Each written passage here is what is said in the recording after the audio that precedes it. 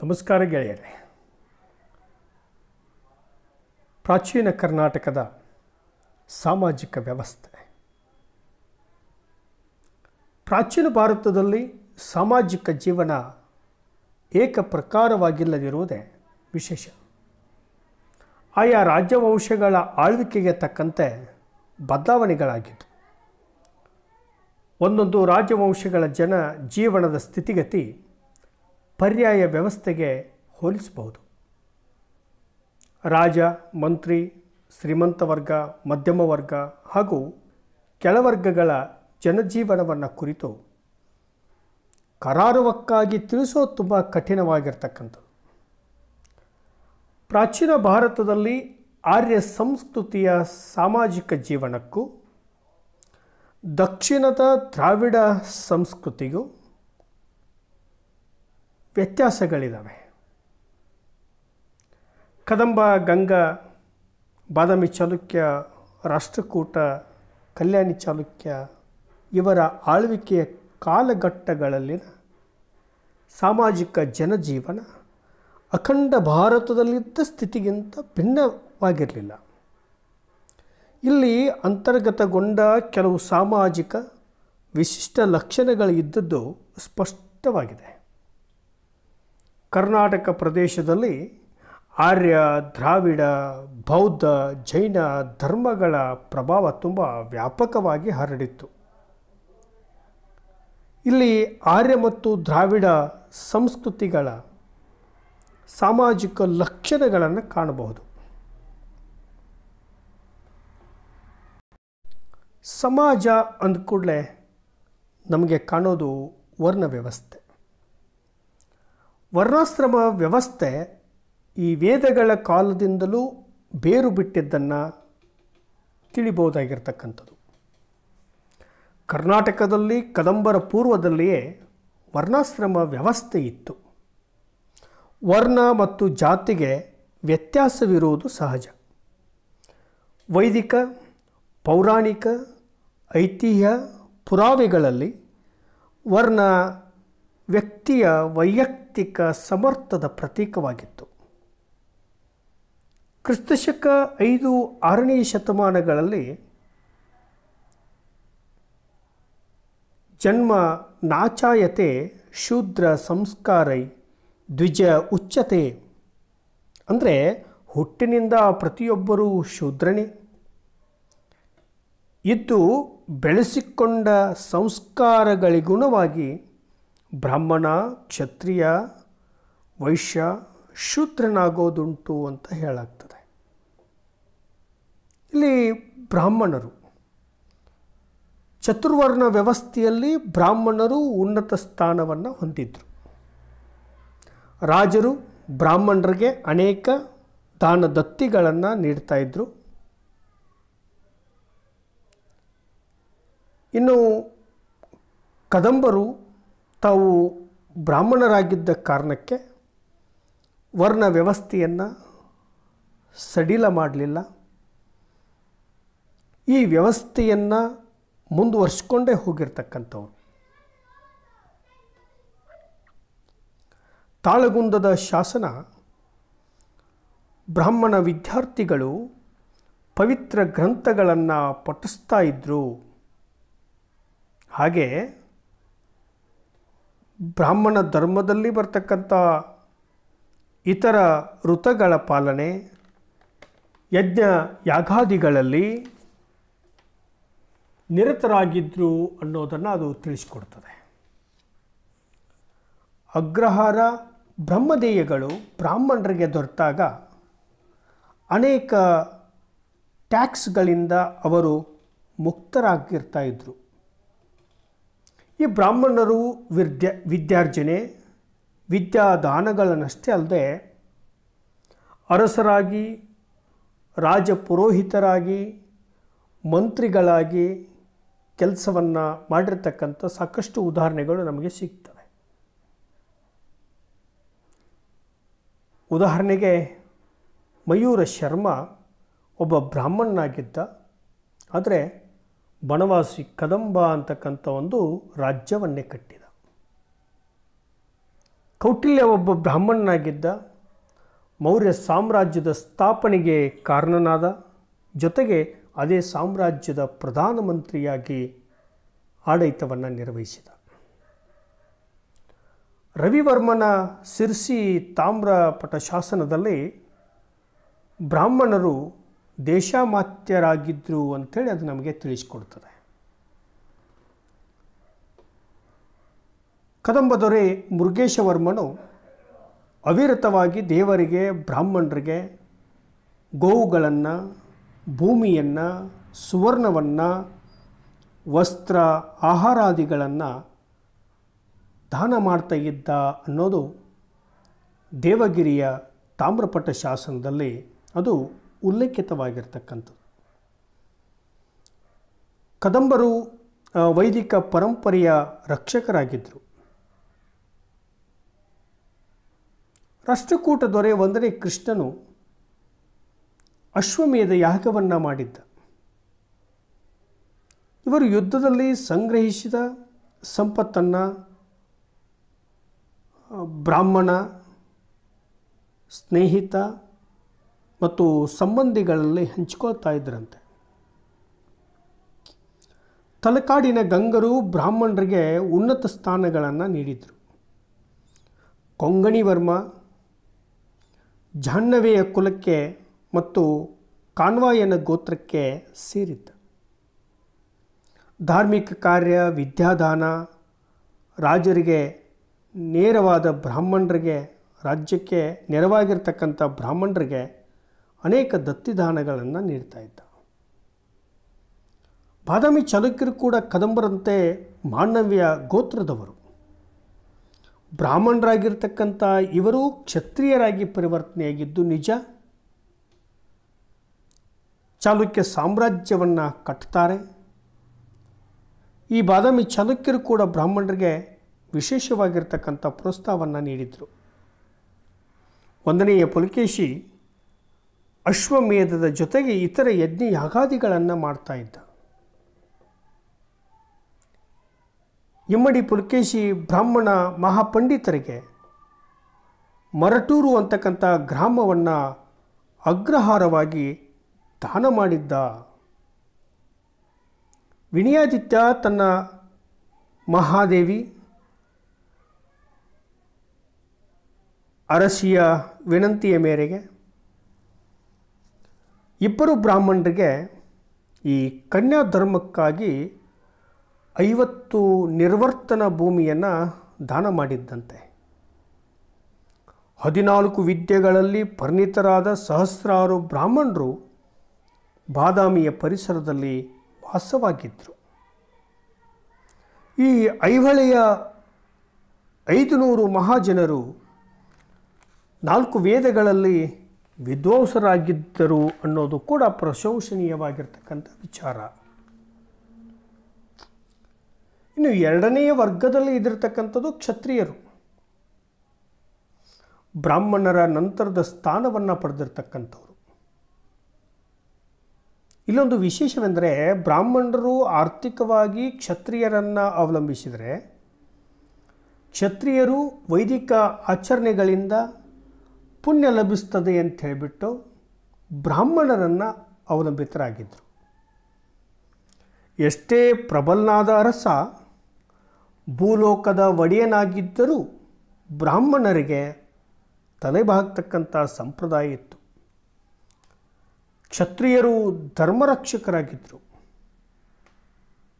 ರಾಜ್ಯ ರಕ್ಷಣೆ, ರಾಜ್ಯ ವಿಸ್ತಾರ, ರಾಜ್ಯ ಸಂಘಟನೆ, ಧರ್ಮದ ಪರಿಪಾಲನೆ, ಪ್ರಜಾ ಕಲ್ಯಾಣ, ಹೀಗೆ ಅನೇಕ ಕರ್ತವ್ಯಗಳು ಕ್ಷತ್ರಿಯರದಾಗಿದ್ದು.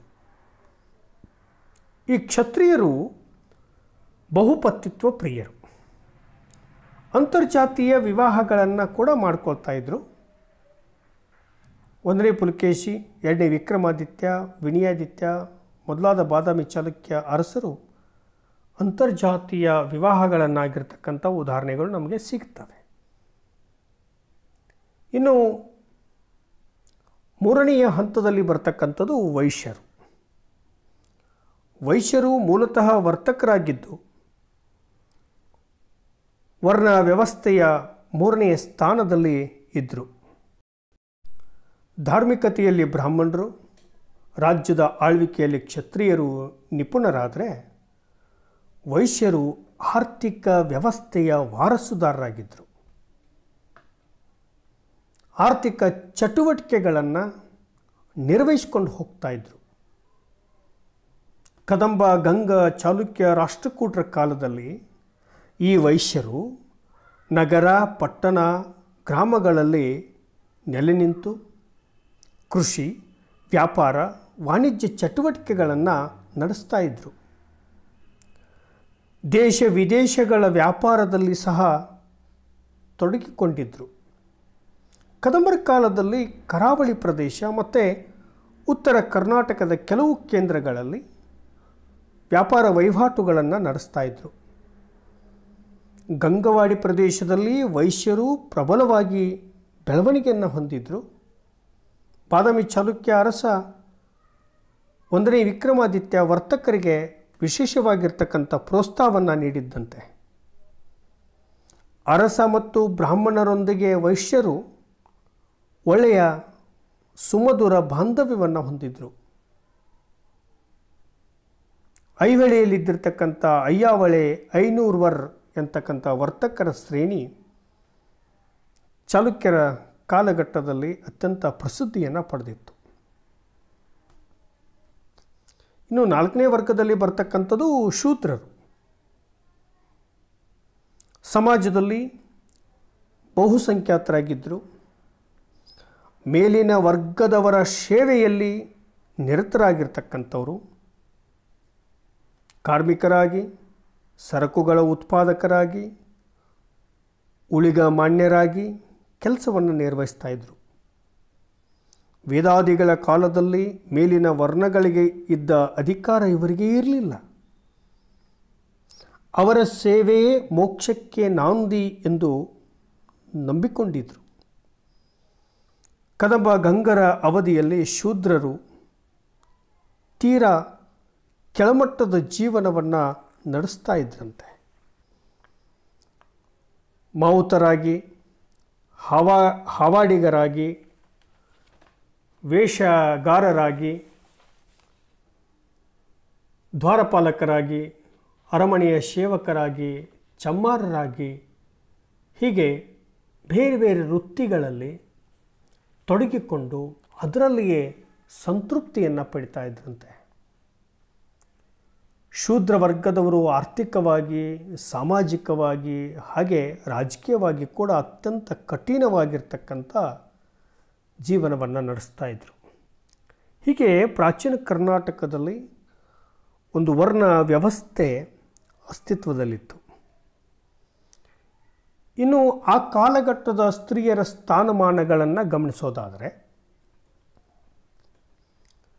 ಕ್ರಿಸ್ತಶಕ 4ನೇ ಶತಮಾನದಲ್ಲಿ ಸ್ತ್ರೀಯರ ಬದುಕು ಅಷ್ಟೊಂದು ಹೇಳಿಕೊಳ್ಳುವ ಮಟ್ಟದಲ್ಲಿ ಉನ್ನತ ಆಗಿರಲಿಲ್ಲ. ಸಮಾಜದ ಕಟ್ಟುಪಾಡುಗಳು, ವಿಧಿ ನಿಷೇಧಗಳು, ರೂಢಿ ಸಂಪ್ರದಾಯಗಳು ಅಂದಂದಿನ ಜೀವನಕ್ಕೆ ಹಾಸುಹೊಕ್ಕಾಗಿದ್ದವು. ಬಾಲ್ಯ ವಿವಾಹ ಪದ್ಧತಿ ಚಲಾವಣೆಯಲ್ಲಿತ್ತು. ಅವತ್ತು ಮದುವೆಯಾಗಲಿಕ್ಕೆ ಬಾಲಕಿಗೆ 12 ವರ್ಷ, ಬಾಲಕನಿಗೆ 16 ವರ್ಷ ವಯಸ್ಸಾಗಿರಬೇಕಿತ್ತು. ಸ್ತ್ರೀಯರಿಗೆ ವಿದ್ಯಾಭ್ಯಾಸದ ಅವಕಾಶವಾಗಲಿ ಅಥವಾ ಇತರ ಸೌಲಭ್ಯಗಳಾಗಲಿ ಇರಲಿಲ್ಲ. ರಾಜಕುಮಾರಿ, ಮೇಲ್ವರ್ಗದ ಶ್ರೀಮಂತ ಸ್ತ್ರೀಯರಿಗೆ ಮಾತ್ರ ಅಂಥ ಅವಕಾಶಗಳಿದ್ದವು. ಸ್ತ್ರೀಯು ಮಗುವನ್ನು ಹೆತ್ತಾಗ ಹೆಸರಿಡುವುದು, ಮದುವೆ ಮಾಡೋದು, ಕೌಟುಂಬಿಕ ಜೀವನದಲ್ಲಿ ಇತರರೊಂದಿಗೆ ಒಡನಾಟವನ್ನು ಹೊಂದತಕ್ಕಂಥದ್ದು ಮಾತ್ರ ಅನಿವಾರ್ಯವಾಗಿತ್ತು. ಚಂದ್ರಾದಿತ್ಯನ ರಾಣಿಯಾಗಿರ್ತಕ್ಕಂಥ ವಿಜಯ ಭಟ್ಟಾರಿಕೆ ಕೌಮುದಿ ಮಹೋತ್ಸವ ಅಂತಕ್ಕಂಥ ಸಂಸ್ಕೃತ ನಾಟಕವನ್ನು ಬರೆದದ್ದು ಅತ್ಯಂತ ಪ್ರಶಂಸನೀಯವಾಗಿರ್ತಕ್ಕಂಥ ವಿಚಾರ. ಈ ಹಿನ್ನೆಲೆಯಲ್ಲಿ ನೋಡೋದಾದರೆ ಉನ್ನತ ಶಿಕ್ಷಣ ಕೇವಲ ರಾಜ್ಯ ಕುಟುಂಬಕ್ಕೆ ಸೀಮಿತವಾಗಿತ್ತು ಅನ್ನೋದು ನಮಗೆ ಕಂಡುಬರ್ತದೆ. ಹಾಗೆ ಅವತ್ತಿನ ಸಮಾಜದಲ್ಲಿ ವೇಶ್ಯ ಪದ್ಧತಿ ಕೂಡ ಚಾಲ್ತಿಯಲ್ಲಿತ್ತು. ಮಹಿಳೆಯರು ತನ್ನ ಪತಿಯ ಸೇವೆಯೊಂದಿಗೆ ರಾಜನ ಸೇವೆಯನ್ನು ಕೂಡ ದೇವರ ಸೇವೆ ಎಂದು ಬಗೆದು ನಿರ್ವಹಿಸ್ತಾ ಇರೋದು ಅನಿವಾರ್ಯವಾಗಿತ್ತು. ಈ ಅವಧಿಯಲ್ಲಿ ನಿಯೋಗ ಪದ್ಧತಿ, ದ್ವಿ ಅಥವಾ ಬಹುಪತ್ನಿತ್ವ, ಸಹಗಮನ, ವಿಧವಾ ವಿವಾಹ ಮೊದಲಾಗಿ ತಿಳ್ಕೋಬೇಕಾದರೆ ಆ ವಿಷಯಗಳು ತುಂಬ ಅಸ್ಪಷ್ಟವಾಗಿ ಉಲ್ಲೇಖಿತಗೊಂಡಿರ್ತಕ್ಕಂಥದ್ದು. ನಮಗೆ ಹೆಚ್ಚಿನ ಪ್ರಮಾಣದ ದಾಖಲೆಗಳು ಇವುಗಳ ಬಗ್ಗೆ ಸಿಗೋದಿಲ್ಲ. ಹಾಗೆ ಈ ಸ್ತ್ರೀ ಅಂತಕ್ಕಂಥವಳು ಕೃಷಿ ಚಟುವಟಿಕೆಯಲ್ಲಿ ಪುರುಷರೊಂದಿಗೆ ಸರಿಸಮನಾಗಿ ದುಡಿತಾ ಇದ್ದರು. ಜೊತೆಗೆ ತಮ್ಮ ಮನೆಯ ಕೆಲಸ ಕಾರ್ಯಗಳನ್ನು ಕೂಡ ನಿರ್ವಹಿಸಿಕೊಂಡು ಹೋಗ್ತಾ ಇದ್ದರು. ಇನ್ನು ಅವತ್ತಿನ ಸಮಾಜದಲ್ಲಿದ್ದಿರ್ತಕ್ಕಂಥ ರಾಣಿಯರ ಬಗ್ಗೆ ನೋಡೋದಾದರೆ,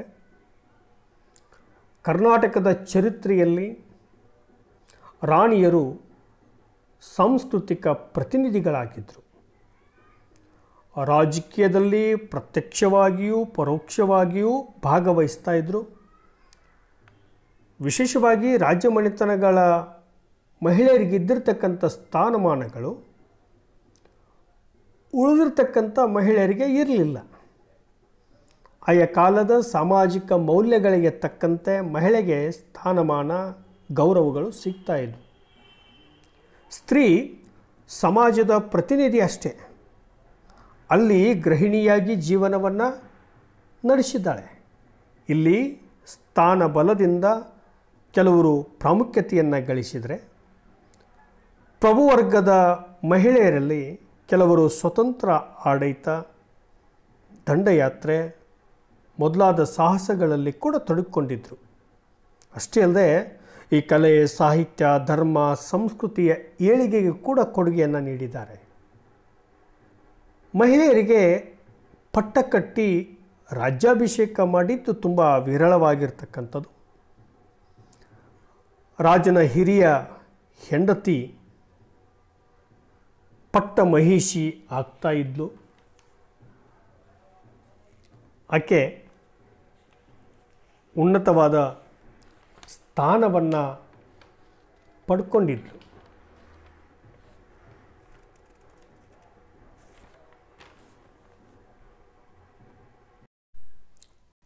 ರಾಜ ಪರಿವಾರದಲ್ಲಿ ಬಹುಪತ್ನಿತ್ವ ಇತ್ತು. ರಾಣಿಯನ್ನು ಅಗ್ರಮಹಿಷಿ, ಅಗ್ರಮಹಾದೇವಿ ಅಂಥೇಳಿ ಕರೆಯಲಾಗ್ತಾ ಇತ್ತು. ಅದು ಅವಳು ಸಂತಾನವನ್ನು ಪಡೆದಿದ್ದರೆ ಮಾತ್ರ. ಪುತ್ರ ಸಂತಾನವಿಲ್ಲದಿದ್ದರೆ ಮಕ್ಕಳನ್ನು ಹೆತ್ತಿರ್ತಕ್ಕಂಥ ಇನ್ನೊಬ್ಬಳು ಮಡದಿ ಹಿರಿಯ ಅರಸಿ ಆಗ್ತಾ ಇದ್ಲು. ಅಂಥವಳಿಗೆ ಧವಳ, ಉದ್ದಂಡ, ಪುಂಡರೀಕ, ಕನಕದಂಡ, ಚಾಮರ, ಸ್ತೋಮಗಳನ್ನು ಚಿಹ್ನೆಗಳನ್ನಾಗಿ ನೀಡಲಾಗ್ತಾ ಇತ್ತಂತೆ. ರಾಣಿಯರ ಜೀವನ ಕ್ರಮ ರಾಜರಷ್ಟೇ ವೈಭವದಿಂದ ಕೂಡಿರ್ತಕ್ಕಂಥದ್ದು. ರಾಜನೊಂದಿಗೆ ರಾಜಧಾನಿಯಲ್ಲಿರ್ತಾ ಇದ್ದರು. ರಾಣಿಯರು ಅನ್ಯ ಕಾರ್ಯನಿಮಿತ್ತ ಬೇರೆ ಬೇರೆ ಸ್ಥಳಗಳಲ್ಲಿಯೂ ನೆಲೆ ನಿಂತಿರ್ತಾ ಇದ್ದರು. ಊರು, ಅಗ್ರಹಾರ, ಗ್ರಾಮ ಆಡಳಿತವನ್ನು ನೋಡ್ಕೋತಾ ಇದ್ದರು ಅಂತ ಸಾಕಷ್ಟು ಉಲ್ಲೇಖಗಳು ನಮಗೆ ಸಿಗ್ತವೆ. ಆದರೆ ಸ್ವತಂತ್ರವಾಗಿ ರಾಜ್ಯಭಾರ ಮಾಡಿರ್ತಕ್ಕಂಥ ರಾಣಿಯರ ಪೈಕಿ ಅಕ್ಕಾದೇವಿ ಪ್ರಮುಖ ಆಗಿರ್ತಕ್ಕಂಥವಳು.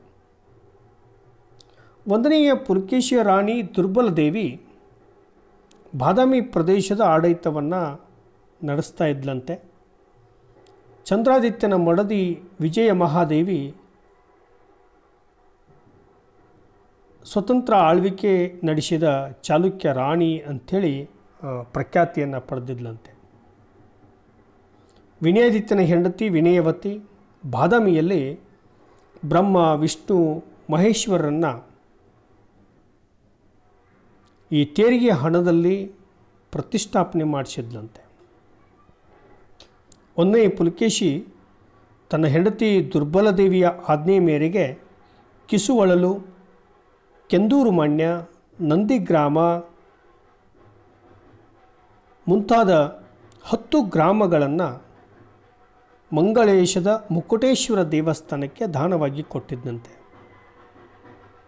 ವಿನಯಾದಿತ್ಯನ ರಾಣಿ ವೀಣಾಪೋಟಿ ಮುಕುಟೇಶ್ವರಕ್ಕೆ ಸುವರ್ಣಪೀಠ, ರಜತ ಛತ್ರ, 800 ಮತ್ತರು ಭೂಮಿ ದಾನವನ್ನು ಮಾಡಿದ್ದಾಳೆ.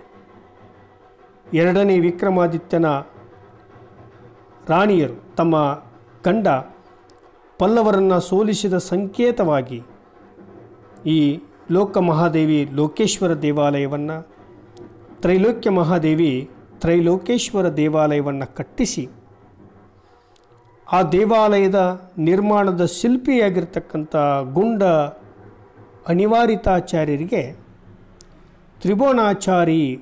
ತ್ರಿಭುವನಾಚಾರಿ ಅಂತಕ್ಕಂಥ ಬಿರುದನ್ನು ಕೊಟ್ಟು ಸನ್ಮಾನವನ್ನು ಮಾಡಿದ್ರಂತೆ. ವಿನಯಾದಿತ್ಯನ ಮಗಳಾಗಿರ್ತಕ್ಕಂಥ ಕುಂಕುಮ ಮಹಾದೇವಿ ಜೈನ ಧರ್ಮದ ಪೋಷಕಳಾಗಿದ್ಲು. ಹಸ್ತಿರಥ ಹಿರಣ್ಯ ಗರ್ಭದಾನ ಮಾಡಿದ ಈಕೆ ಪುಲಿಗೆರೆ ನಗರದಲ್ಲಿ ಜೈನ ಬಸದಿಯನ್ನು ನಿರ್ಮಾಣ ಮಾಡಿದ್ದಾಳೆ.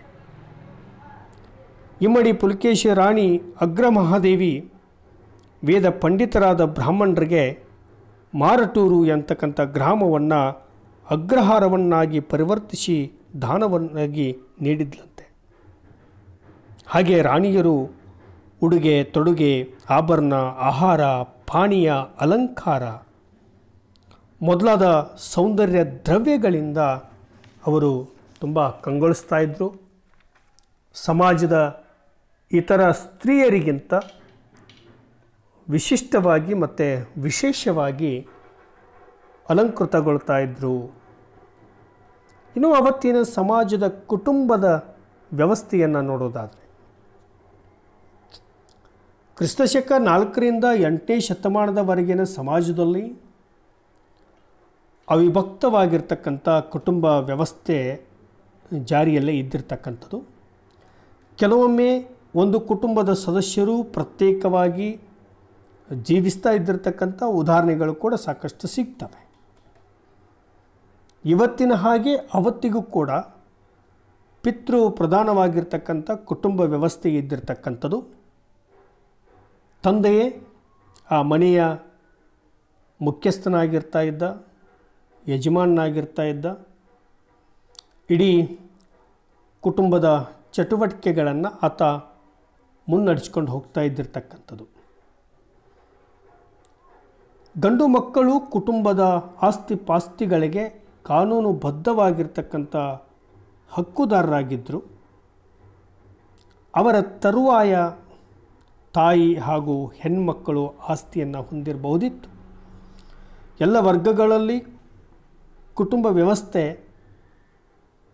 ಏಕಪ್ರಕಾರವಾಗಿರದೆ ಭಿನ್ನವಾಗಿರ್ತಕ್ಕಂಥದ್ದು. ಮಾತೃ ಪ್ರಧಾನ ಮತ್ತು ಪಿತೃ ಪ್ರಧಾನ, ಅಳಿಯ ಸಂತಾನ, ಸೋದರ ಸಂಬಂಧ, ಹೀಗೆ ನಾನಾ ಬಗೆಯ ಲಕ್ಷಣಗಳು ಅವತ್ತಿನ ಸಮಾಜದಲ್ಲಿ ಇದ್ದಿರ್ತಕ್ಕಂಥದ್ದು. ಹಾಗೆ ಸಮಾಜದ ಬಗ್ಗೆ ಆಳವಾಗಿ ತಿಳ್ಕೊಳ್ಳೋದು ಕೂಡ ತುಂಬ ಕಷ್ಟದಾಯಕವಾಗಿರ್ತಕ್ಕಂಥ ವಿಚಾರ. ಯಾಕಂದರೆ ದಾಖಲೆಗಳ ಕೊರತೆ ಇದ್ದಿರ್ತಕ್ಕಂಥದ್ದು. ಇನ್ನು ವಿವಾಹ ವ್ಯವಸ್ಥೆಯ ಕುರಿತು ನಾವು ನೋಡೋದಾದರೆ ಕದಂಬ ಮತ್ತು ಗಂಗರ ಕಾಲಾವಧಿಯಲ್ಲಿ ವಿವಾಹ ಸಂಬಂಧಗಳು ರಾಜ ಮನೆತನಗಳಲ್ಲಿದ್ದ ಬಗೆಯನ್ನು ಶಾಸನಗಳಲ್ಲಿ ದಾಖಲಿಸಲಾಗಿದೆ. ಜನಸಾಮಾನ್ಯರ ವಿವಾಹ ಪದ್ಧತಿಗಳು ಯಾವ ಸ್ವರೂಪದಲ್ಲಿ ಇದ್ವು ಅನ್ನೋದು ಅಷ್ಟೊಂದು ನಮಗೆ ತಿಳಿದು ಬರೋದಿಲ್ಲ. ಗಂಗರ ಅವಧಿಯಲ್ಲಿ ಕೂಡ ಬಹುಪತ್ನಿತ್ವ ಪದ್ಧತಿ ಇತ್ತು. ಮದುವೆ ಅಂತಕ್ಕಂಥದ್ದು ಅದೊಂದು ಧಾರ್ಮಿಕ ಸಂಸ್ಕಾರ, ಜೊತೆಗೆ ಲೋಕ ರೂಢಿ ಕೂಡ ಆಗಿತ್ತು. ಸ್ವಯಂವರದಂತಹ ವಿವಾಹಗಳು ಕೂಡ ಜರುಗಿದ್ದು ರಾಜಕುಮಾರರಿಗೆ, ಪ್ರತಿಷ್ಠರಿಗೆ ಮಾತ್ರ ಅಂಥವುಗಳು ಸೀಮಿತ ಆಗಿದ್ದವು. ಹಿಂದೂ ಧರ್ಮದ ರೂಢಿ ಸಂಪ್ರದಾಯಗಳಲ್ಲಿ ಮದುವೆಯ ವಿಧಿ ವಿಧಾನಗಳು ಅವತ್ತು ರೂಪುಗೊಂಡಿರ್ತಕ್ಕಂಥದ್ದು. ಬ್ರಾಹ್ಮಣರಂತೆ ಜೈನರಲ್ಲಿಯೂ ಕೂಡ 16 ಬಗೆಯ ಸಂಸ್ಕಾರಗಳು ಸಮಾಜದಲ್ಲಿ ಹಾಸುಹೊಕ್ಕಾಗಿರ್ತಕ್ಕಂಥದ್ದು. ಆ ಪ್ರಮುಖ 16 ಸಂಸ್ಕಾರಗಳಲ್ಲಿ ವಿವಾಹ ಸಂಸ್ಕಾರ ಅತ್ಯಂತ ಮಹತ್ವದ ಸ್ಥಾನವನ್ನು ಪಡ್ಕೊಂಡಿತ್ತು. ಏಕೆಂದರೆ ಮದುವೆ ಆಗ್ತಕ್ಕಂಥದ್ದು ಮೋಕ್ಷಕ್ಕೆ ದಾರಿ ಅಂತಕ್ಕಂಥ ಒಂದು ನಂಬಿಕೆ ಇದ್ದಿರ್ತಕ್ಕಂಥದ್ದು. ಮದುವೆ ಸಂದರ್ಭದಲ್ಲಿ ಗಂಡ ಹೆಂಡತಿಯರು ಪಾಣಿಗ್ರಹಣ, ವಧುವಿನ ತಂದೆ ವಧೂವರರ ಪಾಣಿಗಳಿಗೆ ಹೇಮ ಕಲಶದಿಂದ ಎರೆಯುವ ಜಲಧಾರೆ, ಪುರೋಹಿತರ ಸೂಕ್ತವಾಗಿರ್ತಕ್ಕಂಥ ಮಂತ್ರೋಚ್ಚಾರಣೆಯೊಡನೆ ವಧುವಿನ ಸಪ್ತಪದಿ, ಇವು ವಿವಾಹ ಕ್ರಮದ ಪ್ರಮುಖ ಅಂಗಗಳಾಗಿದ್ದಿರ್ತಕ್ಕಂಥದ್ದು. ಈ ಒಂದು ಕ್ರಮದಲ್ಲಿ ಏಳನೆಯ ಹೆಜ್ಜೆಯನ್ನು ಇಡುವುದರ ಮೂಲಕ ವಿವಾಹ ಮುಗಿತಾ ಇತ್ತು. ಈ ಮದುವೆಗಳಲ್ಲಿ ವಾದ್ಯಗಳನ್ನು ನುಡಿಸಲಾಗ್ತಾ ಇತ್ತು. ಬಂಧು ಬಾಂಧವರಿಂದ ರತ್ನಾಭರಣ, ಗಜ ತುರಗಾದಿ, ಗೋವುಗಳು, ದಾಸ ದಾಸಿಯರು ಮತ್ತು ಭೂಮಿಯ ವಸಗೆ ನೀಡಿಕೆ ನಡೀತಾ ಇತ್ತು. ಅಂದು ಬಹುಪತ್ನಿತ್ವ, ಬಾಲ್ಯ ವಿವಾಹಗಳು ಕೂಡ ಚಾಲ್ತಿಯಲ್ಲಿ ಇದ್ದಿರ್ತಕ್ಕಂಥದ್ದು. ವಿಧವಾ ವಿವಾಹದ ಬಗ್ಗೆ ನಮಗೆ ಉಲ್ಲೇಖಗಳು ಸಿಗೋದಿಲ್ಲ. ಆದರೆ ಹೆಂಡತಿ ಸತ್ತ ನಂತರ ಗಂಡ ಮರು ವಿವಾಹವಾಗ್ತಕ್ಕಂಥ ಸಾಧ್ಯತೆ ಅವತ್ತಿನ ಸಮಾಜದಲ್ಲಿ ಇರೋದನ್ನು ನಾವು ಕಾಣಬಹುದಾಗಿರ್ತಕ್ಕಂಥದ್ದು. ಇನ್ನೂ ಅಂದಿನ ಜನರ ಆಹಾರ ಮತ್ತು ಪಾನೀಯಗಳ ಬಗ್ಗೆ ನೋಡೋದಾದರೆ, ಆಹಾರ ಅಂತಕ್ಕಂಥದ್ದು ಜೀವಿಸಲಿಕ್ಕೆ ಒಂದು ಮೂಲ ಆಧಾರವಾಗಿರ್ತಕ್ಕಂಥದ್ದು. ಅದಿಲ್ಲ ಅಂತಂದರೆ ಜೀವ ಸಂಕುಲ ಬದುಕಿ ಉಳಿಲಿಕ್ಕೆ ಸಾಧ್ಯ ಇಲ್ಲ. ಜನರ ಆಹಾರ ಚಟುವಟಿಕೆಗಳು ವಿವಿಧ ಕಾಲದಲ್ಲಿ ಭಿನ್ನವಾಗಿ ಇದ್ದಿರ್ತಕ್ಕಂಥದ್ದು. ಕದಂಬ ಮತ್ತು ಗಂಗರ ಕಾಲದಲ್ಲಿ ಸಸ್ಯಾಹಾರಿಗಳು ಹೆಚ್ಚಿನ ಪ್ರಮಾಣದಲ್ಲಿದ್ದರು. ಜೊತೆಗೆ ಮಾಂಸಾಹಾರ ಪದ್ಧತಿ ಕೂಡ ಇತ್ತು. ಈ ಬ್ರಾಹ್ಮಣರು ಮಾತ್ರ ಶುದ್ಧ ಸಸ್ಯಾಹಾರಿಗಳು. ಆಳ್ವಿಕೆ ನಡೆಸ್ತಕ್ಕಂಥ ಅರಸರು ಜೈನ ಧರ್ಮದ ಪ್ರಭಾವದಿಂದ ಸಸ್ಯಾಹಾರಕ್ಕೆ ಹೆಚ್ಚಿನ ಮಹತ್ವವನ್ನು ಕೊಟ್ಟಿದ್ದರು. ಕೆಳವರ್ಗದವರು ದೈವಗಳ ಆರಾಧನೆ ಮೂಲಕ ಮಾಂಸವನ್ನು ಸೇವಿಸ್ತಾ ಇದ್ದರು. ಇದು ಕೆಳವರ್ಗದಲ್ಲಿ ಕೂಡ ಕೆಲವರು ಸಸ್ಯಾಹಾರಿಗಳಾಗಿದ್ದರು, ಇನ್ನು ಕೆಲವರು ಮಾಂಸಾಹಾರ ಪ್ರಿಯರಾಗಿದ್ದರು. ಸಾಮಾನ್ಯವಾಗಿ ಅಂದು ಕೃಷಿ ಉತ್ಪಾದನೆಯಲ್ಲಿ ಬೆಳೆದಿರ್ತಕ್ಕಂಥ ಅಕ್ಕಿ, ಗೋಧಿ, ಶುಂಠಿ, ಸಾಸಿವೆ, ನಿಂಬೆ, ಕಲ್ಲಂಗಡಿ, ಕುಂಬಳಕಾಯಿ, ಹುಣಸೆಹಣ್ಣು ಮೊದಲಾದವುಗಳನ್ನ ತಿಂತಾಯಿದ್ರು. ಜೊತೆಗೆ ಹಾಲು, ತುಪ್ಪ, ಎಣ್ಣೆ, ಸಕ್ಕರೆ, ಮಸಾಲೆಯೊಂದಿಗೆ ರೊಟ್ಟಿ, ತರಕಾರಿಗಳನ್ನು ಕೂಡ ಬಳಸ್ತಾಯಿದ್ರು. ತಾಂಬೂಲ ಸೇವನೆ ಕೂಡ ಅವತ್ತು ಪ್ರಚಲಿತದಲ್ಲಿತ್ತು. ಇನ್ನು ಕೆಲವು ಜನರಿಗೆ ಈ ಈರುಳ್ಳಿ ಆಗಿರ್ಬೋದು, ಮಾಂಸಾಹಾರ ಆಗಿರ್ಬೋದು, ಅದು ನಿಷಿದ್ಧವಾಗಿರ್ತಕ್ಕಂಥದ್ದು. ಈ ಆಹಾರ ವ್ಯವಸ್ಥೆಯಲ್ಲಿ ಪಾನೀಯಗಳನ್ನು ಕೂಡ ಬಳಸ್ತಾಯಿದ್ರು.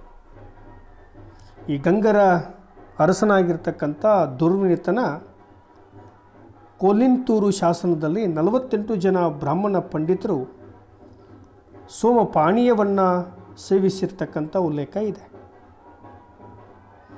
ಇನ್ನು ಹುಯಸ್ತ್ಯಂಗ ಬಾದಾಮಿ ಚಾಲುಕ್ಯರ ಆಹಾರ ಪದ್ಧತಿ ಉತ್ತಮವಾಗಿತ್ತು ಅಂತ ತಿಳಿಸಿದ್ದಾನೆ. ಕೃಷಿ ಉತ್ಪಾದನೆಯಲ್ಲಿ ಲಭ್ಯವಾಗತಕ್ಕಂಥ ಅಕ್ಕಿ, ಗೋಧಿ, ಶುಂಠಿ, ಸಾಸಿವೆ, ನಿಂಬೆ, ಕಲ್ಲಂಗಡಿ, ಇತರ ಧಾನ್ಯ ಹಾಗೂ ಹಣ್ಣುಗಳನ್ನು ಬೆಳೀತಾ ಇದ್ದರು. ಪುಲಿಕೇಶಿ ಯೋಧರು ಮದಿರಾ ಪ್ರಿಯರಾಗಿದ್ದರು. ರಣರಂಗಕ್ಕೆ ಹೊರಡ್ತಕ್ಕಂಥ ಮುನ್ನ ಆನೆಗಳಿಗೆ ಮದ್ಯ ಸೇವನೆಯನ್ನು ಮಾಡಿಸ್ತಾ ಇದ್ದರು ಅಂಥೇಳಿ ಆತ ತಿಳಿಸ್ತಾನೆ. ಹಾಗೆ ಇನ್ನು ಕೆಲವರು ದ್ರಾಕ್ಷಾರಸವನ್ನು ಕೂಡ ಸೇವಿಸ್ತಾ ಇದ್ದರು ಅಂತಕ್ಕಂಥ ವಿಚಾರ. ಇನ್ನು ವಸ್ತ್ರಾಲಂಕಾರ. ಇಂದಿನಂತೆ ಹಿಂದಿನ ಕಾಲದಲ್ಲಿಯೂ ಸಹ ಉಡುಗೆ ತೊಡುಗೆ ಆಭರಣ ಅಲಂಕಾರಕ್ಕೆ ತುಂಬ ಮಹತ್ವ ಇತ್ತು. ಕದಂಬ ಗಂಗ, ಬಾದಾಮಿ ಚಾಲುಕ್ಯ, ರಾಷ್ಟ್ರಕೂಟ, ಕಲ್ಯಾಣಿ ಚಾಲುಕ್ಯರ ಕಾಲದಲ್ಲಿ ಸ್ತ್ರೀ ಪುರುಷರ ವೇಷಭೂಷಣಗಳು ಸಾಮಾನ್ಯವಾಗಿ ಒಂದೇ ಪ್ರಕಾರದಲ್ಲೇ ಇದ್ದಿರತಕ್ಕಂಥದ್ದು. ಆದರೆ ಬಾಲಕ ಬಾಲಕಿ ಮತ್ತು ಹಿರಿಯರ ವೃದ್ಧರ ಉಡುಪುಗಳಲ್ಲಿ ಸ್ವಲ್ಪ ಭಿನ್ನತೆ ಇತ್ತು. ಪುರುಷರು ದೇಹವನ್ನು ಮುಚ್ಚಿಕೊಳ್ಳಿಕ್ಕೆ 2 ಚಿಕ್ಕ ಬಟ್ಟೆಗಳನ್ನು ಬಳಸ್ತಾಯಿದ್ರು. ಸೊಂಟದ ಕೆಳಭಾಗಕ್ಕೆ ಒಂದು ತುಂಡು, ಎದೆ ಮತ್ತು ಹೊಟ್ಟೆ ಭಾಗಕ್ಕೆ ಇನ್ನೊಂದು ತುಂಡಿನಿಂದ ಮುಚ್ಚಿಕೊಳ್ತಾ ಇದ್ರು.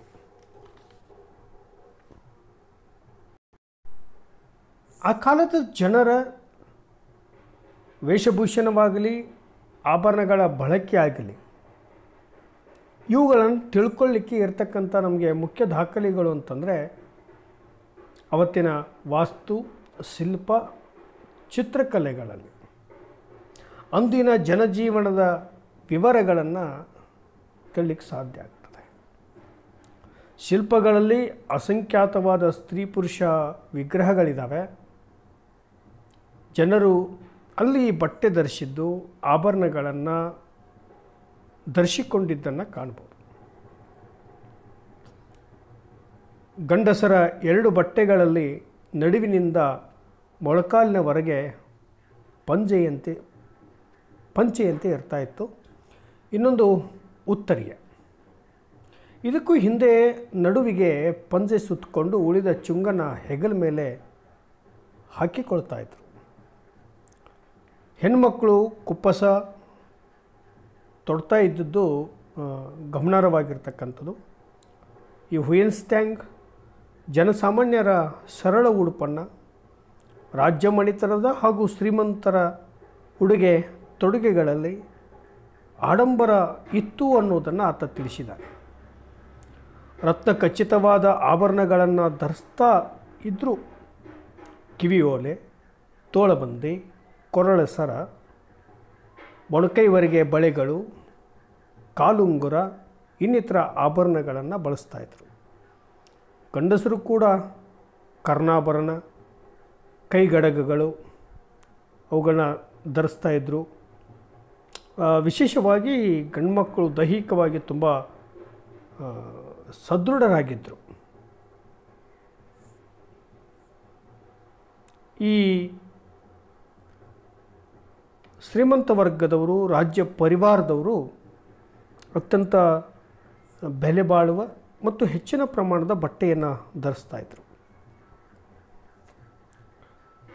ಇವ್ರದ್ದು ಇತರರಿಗಿಂತ ತುಂಬ ಭಿನ್ನವಾಗಿರ್ತಕ್ಕಂಥ ವೇಷಭೂಷಣ. ಒಳಹೊರ ಉಡುಪು, ವಿವಿಧ ಬಣ್ಣಗಳಿಂದ ಕೂಡಿದ ವಸ್ತುಗಳನ್ನು ಅಲಂಕರಿಸಿದರು. ಇಲ್ಲಿ ಅಧಿಕಾರಿ, ಶ್ರೀಮಂತ ವರ್ಗ ಸುಂದರವಾಗಿರ್ತಕ್ಕಂಥ ಮೆತ್ತನೆಯ ರೇಷ್ಮೆ, ನಯವಾದ ವಸ್ತ್ರಗಳನ್ನು ಧರಿಸ್ತಾಯಿದ್ರು. ಜನಸಾಮಾನ್ಯರಲ್ಲಿ ಕೆಳವರ್ಗದವರು ನಾರು ಬಟ್ಟೆ ತುಂಡನ್ನು ಉಪಯೋಗಿಸುತ್ತಿದ್ದರಿಂದ ಅವರ ಆರ್ಥಿಕ ಸ್ಥಿತಿಗಳನ್ನು ನಾವು ತಿಳ್ಕೊಬೋದಾಗಿರ್ತಕ್ಕಂಥ. ಅಂದರೆ ಈ ಬಟ್ಟೆ ಬರೆ ಆಭರಣಗಳನ್ನ ಧರಿಸೋದು ಅದು ಅವರ ಆರ್ಥಿಕ ಸ್ಥಿತಿಗತಿಯ ಮೇಲೆ ಅವಲಂಬಿತವಾಗಿರ್ತಕ್ಕಂಥದ್ದು. ಬ್ರಾಹ್ಮಣ, ಕ್ಷತ್ರಿಯ, ವೈಶ್ಯ, ಶೂದ್ರ ವರ್ಣಗಳಲ್ಲಿ ಬಿಳಿ, ಕೆಂಪು, ಹಳದಿ ಮತ್ತು ಕಪ್ಪು ಬಣ್ಣಗಳನ್ನು ಬಳಸ್ತಾಯಿದ್ರು. ವಿಶೇಷವಾಗಿ ಸ್ತ್ರೀಯರು ಹಣೆ ಮೇಲೆ ಹಂಸ ತಿಲಕ, ಮುತ್ತಿನ ಓಲೆ, ಕುಂಡಲ, ಮುಕ್ತಾವಳಿ, ವರ್ಣಸರ, ಕಂಠಿಹಾರ, ಢಾಬು, ತೋಳಬಂದಿ, ಬಳೆ, ಉಂಗುರ, ಕಡಗ, ಮೂಗುತಿ, ಮೂಗುಬಟ್ಟು, ಬುಲಾಕು, ಹೀಗೆ ಅನೇಕ ಆಭರಣಗಳಿಂದ ಅವರು ಶೃಂಗಾರಗೊಳ್ಳುತ್ತಾ ಇದ್ದರು. ಇನ್ನು ಅವರ ವಿನೋದ ವಿಹಾರ ಕ್ರೀಡೆಗಳ ಬಗ್ಗೆ ನೋಡೋದಾದರೆ, ರಾಜ್ಯಾಳ್ವಿಕೆಯಲ್ಲಿ ನಿರತರಾಗಿರ್ತಕ್ಕಂಥ ಕ್ಷತ್ರಿಯರು, ಕೃಷಿಯಲ್ಲಿ ತೊಡಗಿಕೊಂಡಿರ್ತಕ್ಕಂಥ ದಣಿದ ಕೃಷಿಕರು, ಹೀಗೆ ನಾನಾ ವೃತ್ತಿಗಳಲ್ಲಿದ್ದಿರ್ತಕ್ಕಂಥ ಸ್ತ್ರೀ ಪುರುಷರು ಕೆಲಸಗಳ ಒತ್ತಡದ ನಂತರ ವಿನೋದ, ಆನಂದ, ಉಲ್ಲಾಸ ಪಡೀಲಿಕ್ಕೆ ಆಸಕ್ತರಾಗಿರ್ತಕ್ಕಂಥವ್ರು. ಅರಸ ಕೂಡ ಇಂಥ ಅನೇಕ ವಿನೋದಾವಳಿಗಳಲ್ಲಿ ಭಾಗವಹಿಸ್ತಾ ಇದ್ದಿರ್ತಕ್ಕಂಥವ್ರು.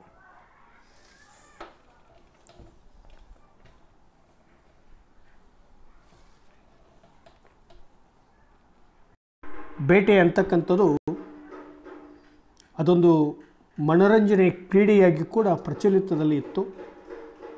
ಸಾಮಾನ್ಯವಾಗಿ ಈ ಡೊಂಬರ ಆಟವನ್ನು ಮಾಡ್ತಕ್ಕಂಥದ್ದು ಕೂಡ ಸಂತೆ, ಜಾತ್ರೆ ಉತ್ಸವಗಳಲ್ಲಿ ನಡೀತಾ ಇದ್ದಿರ್ತಕ್ಕಂಥದ್ದು. ಇದರ ಜೊತೆಗೆ ಈ ಇಂದ್ರಜಾಲ, ಮಂತ್ರ, ತಂತ್ರಗಳ ಕೂಡ ವಿವಿಧ ಮನೋರಂಜನೆ ಕ್ರೀಡೆಗಳು ಕೂಡ ಜರುಗ್ತಾ ಇದ್ದು, ರಥ ಆಗಿರ್ಬೋದು, ಎತ್ತಿನ ಗಾಡಿಗಳನ್ನು ಓಡಿಸ್ತಕ್ಕಂಥದ್ದಾಗಿರ್ಬೋದು, ಇವೆಲ್ಲ ಆವತ್ತಿನ ಸಮಾಜದಲ್ಲಿ ನಡೀತಾ ಇದ್ದಿರ್ತಕ್ಕಂಥದ್ದು. ಒಟ್ಟಾರೆ ಈ ಪಗಡೆ ಆಟ, ಆಣೆಕಟ್ಟು, ತಿರೇಕಲ್ಲು ಮುಂತಾದ ಆಟಗಳನ್ನು ಸ್ತ್ರೀಯರು ಆಡ್ತಾ ಇದ್ದಿರ್ತಕ್ಕಂಥದ್ದು. ಪುರುಷರಿಗಾಗಿ ಕೋಲಾಟ, ಭಜನೆ, ನಂದಿಕೋಲು, ಕುಣಿತ, ಇತರ ಕ್ರೀಡೆಗಳು ಕೂಡ ಇದ್ದಿರ್ತಕ್ಕಂಥದ್ದು. ಬೇಸಿಗೆಯಲ್ಲಿ ಅರಸ ಅಧಿಕಾರಿಗಳು ಇಂಪಾದ ಮನಮೋಹಕ ಸ್ಥಳಗಳಿಗೆ ವಿಹಾರವನ್ನು ಮಾಡ್ತಾಯಿದ್ರು. ನದಿ, ಬಾವಿ, ಕೆರೆ, ಕಾಲುವೆಗಳಲ್ಲಿ ಈಜಾಡಿ ಕ್ರೀಡೆಯ ಬಾಧೆಯನ್ನು ನಿವಾರಿಸಿಕೊಳ್ತಾಯಿದ್ರು. ಬೆಟ್ಟ ಹತ್ತಕ್ಕಂಥ ಸಾಹಸ ಕ್ರೀಡೆ, ಕಲ್ಲು ಎತ್ತೋದು, ಕೋಟೆ ಏರೋದು ಮೊದಲಾದ ಪ್ರಾಕೃತಿಕ ವಸ್ತುಗಳೊಂದಿಗೆ ಸ್ಪರ್ಧೆ ಕಟ್ಟಿಕೊಂಡು ಅವುಗಳನ್ನ ಹತ್ತೋದು, ಭಾರ ಎತ್ತೋದು ಮುಂತಾದ ಚಟುವಟಿಕೆಗಳು ಕೂಡ ನಡೀತಾ ಇದ್ದಿರ್ತಕ್ಕಂಥದ್ದು. ಸಂತೆ, ಜಾತ್ರೆ, ಹಬ್ಬ ಮೊದಲಾದವುಗಳು ಹೊರಾಂಗಣ ವಿನೋದಗಳಾಗಿದ್ವು. ನಾಟಕಗಳ ಪ್ರದರ್ಶನ ಅಂದು ಇದ್ದಿರಬಹುದಾಗಿರ್ತಕ್ಕಂಥದ್ದು. ಅದರ ಜೊತೆಗೆ ದೇವಾಲಯಗಳಲ್ಲಿ ದಿನನಿತ್ಯ ನೃತ್ಯ, ಸಂಗೀತದ ಕಾರ್ಯಗಳು ನಡೀತಾ ಇದ್ದಿರ್ತಕ್ಕಂಥದ್ದು. ಅಲ್ಲಿ ಸ್ವತಃ ರಾಜನೂ ಕೂಡ ಆ ಒಂದು ಚಟುವಟಿಕೆಗಳಲ್ಲಿ ಭಾಗವಹಿಸ್ತಾ ಇದ್ದ. ಭಕ್ತಾದಿಗಳು ಕೂಡ ಆ ಒಂದು ಸಂಗೀತ, ನೃತ್ಯವನ್ನು ನೋಡಿ ಅಲ್ಲಿ ಆನಂದಿಸ್ತಾ ಇದ್ದಿರ್ತಕ್ಕಂಥದ್ದು. ಈ ರೀತಿಯಾಗಿ ಪ್ರಾಚೀನ ಕರ್ನಾಟಕದ ಒಂದಿನ ಸಾಮಾಜಿಕ ವ್ಯವಸ್ಥೆ ಪ್ರಚಲಿತದಲ್ಲಿ ಇದ್ದಿರ್ತಕ್ಕಂಥದ್ದನ್ನು ನಾವು ಕಾಣ್ಬೋದಾಗಿರ್ತಕ್ಕಂಥದ್ದು. ಈ ಒಂದು ಉಪನ್ಯಾಸವನ್ನು ಸಿದ್ಧಪಡಿಸಲಿಕ್ಕೆ ಹಂಪಿ ವಿಶ್ವವಿದ್ಯಾಲಯದ ಪ್ರಾಧ್ಯಾಪಕರಾಗಿರ್ತಕ್ಕಂಥ ಡಾಕ್ಟರ್ ವಿರೂಪಾಕ್ಷಿ ಪೂಜಾರಹಳ್ಳಿಯವರು ಬರೆದಿರ್ತಕ್ಕಂಥ ಆದಿಕದಂಬರು, ಗಂಗರು ಮತ್ತು ಬಾದಾಮಿ ಚಾಲುಕ್ಯರು ಅಂತಕ್ಕಂಥ ಪುಸ್ತಕ, ಅದರ ಜೊತೆಗೆ ಇನ್ನಿತರ ಪುಸ್ತಕಗಳನ್ನು ಮುಖ್ಯ ಆಕರವಾಗಿ ಬಳಸಿಕೊಂಡಿದ್ದೇನೆ. ಹಾಗಾಗಿ ಗುರು ಸ್ವರೂಪಿಯಾಗಿರ್ತಕ್ಕಂಥ ಡಾಕ್ಟರ್ ವಿರೂಪಾಕ್ಷಿ ಪೂಜಾರಹಳ್ಳಿಯವರಿಗೆ ನಾನು ಈ ವೇದಿಕೆ ಪರವಾಗಿ ಅನಂತ ಧನ್ಯವಾದಗಳನ್ನು, ಕೃತಜ್ಞತೆಗಳನ್ನು ಸಲ್ಲಿಸ್ತೇನೆ. ಧನ್ಯವಾದಗಳು.